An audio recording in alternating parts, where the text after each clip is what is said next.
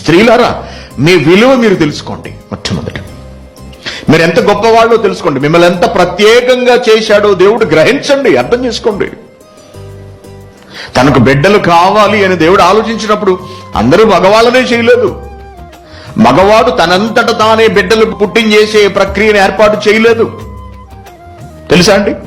ఒక గుడ్డు పెట్టి దాని మీద పొదిగితే మగాడు పిల్లలైపోయే స్థితి ఉందండి? ఉందా? అటువంటిది ఏమైనా కల్పించాడా కోడికి పెట్టినట్టుగా? లేదు కదా.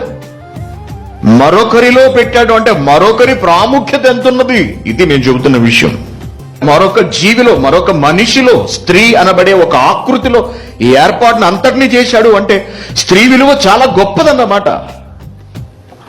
ప్రపంచం గుర్తించవలసినదన్నమాట. భారతదేశంలోని ప్రజలందరూ తెలుసుకోవాల్సిందన్నమాట. మరి మహాలక్ష్మి అని చెప్పుకుంటున్నారు కదా స్త్రీని, మరి ఎందుకు పసిపిల్లగా ఉండగానే లేకపోతే గర్భంలో ఉండగానే చంపేస్తున్నారు? ఎందుకు చంపుతున్నారండి? అంటే మాటల వరకు మాట్లాడతారన్నమాట. చేతలకు వచ్చేటప్పటికి ఎవరు మహాలక్ష్మి అవుతుంది? ఎవరైతే మహాలక్ష్మి? ఆలోచించండి.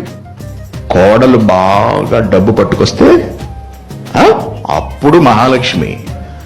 అంతేనండి కదా? కోడలు డబ్బు తీసుకొస్తే మహాలక్ష్మి. అదే కోడలు డబ్బు లేదనుకోండి, మా దరిద్రమే నువ్వు అంటది. అంతే ఒకటే మాట. మా కొంపకు పట్టిన శనే నువ్వు అంటది. ఇంకా ఆ కోడలు ఒక ఆడబిడ్డను కన్నదనుకో, ఇంకా అంతే, ఇంకా అయిపోయినట్టే.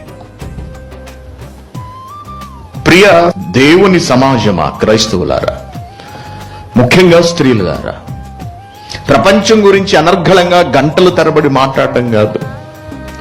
ఎవరికైనా అన్యాయం జరిగితే రోడ్డెక్కేసి మహిళా సమాజం, స్త్రీ శక్తి గొప్పది అని నినాదాలు చేయటం కాదు. మీ శక్తి ఏమిటో, మీ గొప్పదనం ఏమిటో, దేవుడు మీకు ఇచ్చిన ప్రాముఖ్యత ఏమిటో, ప్రాధాన్యత ఏమిటో మొట్టమొదట స్త్రీలుగా మీరు తెలుసుకోండి. పురుష సమాజానికి వివరించి చెప్పండి.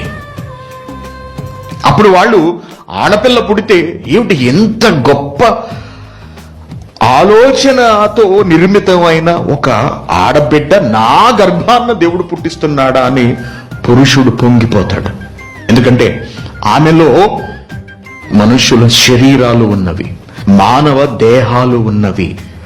మానవ దేహాల కొరకు అవసరమైన ఏర్పాటంతా స్త్రీలో ఉన్నది.